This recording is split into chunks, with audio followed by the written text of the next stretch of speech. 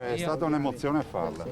È un commento anche emotivo ed estetico quello che fa il presidente del Veneto sui 35 km di pedemontana veneta aperti oggi tra Bassano Ovest e Montebelluna. Finalmente questa arteria attraversa e collega le province di Vicenza e Treviso, abbatte i tempi, riduce i costi per il trasporto delle merci, migliora i dati dell'inquinamento. A Bassano si danno appuntamento sindaci, consiglieri, imprenditori che hanno creduto in questa superstrada insieme a Zaia, e l'efficienza è anche nell'organizzazione della cerimonia. Obbligo di presentarsi con il referto di un tampone, altrimenti l'UL7 lo effettua al momento. Solo dopo si entra nella zona protetta dell'inaugurazione.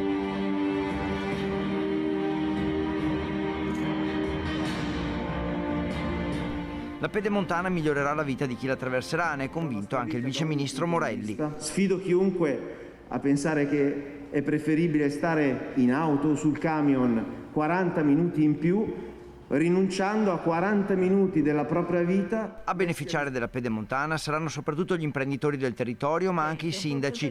Molti erano quelli presenti all'inaugurazione di questo tratto, di un'opera che interessa quasi 40 comuni. Ed è una struttura che non è una striscia d'asfalto, una mera striscia d'asfalto, ma diventa uno strumento di coesione della comunità.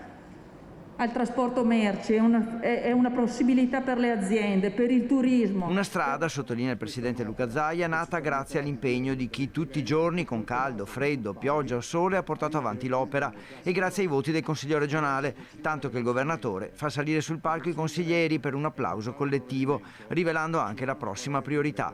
Ci vuole una squadra che non sia l'ufficio complicazioni e affari semplici. Il merito è dei consiglieri che ci sono stati. Il merito è di consiglieri che ci sono ora. Ovvio che la prossima è l'autonomia. Finito il Covid si parla solo di autonomia in Veneto. Grazie. Grazie mille. Grazie. Infine la benedizione del casello e il taglio del nastro, quindi l'apertura ufficiale della strada, con i primi ingressi al casello di Bassano alle 15.04 di venerdì. Questa è un'infrastruttura che cambierà il modo di pensare, di ragionare, di programmare i nostri viaggi in questi territori. Diamo solo un esempio: un Treviso Nord-Bassano potrebbe essere una percorrenza di 20-25 minuti. Adesso cos'è? Un'ora e un quarto, un'ora e mezza, dipende da come ti va.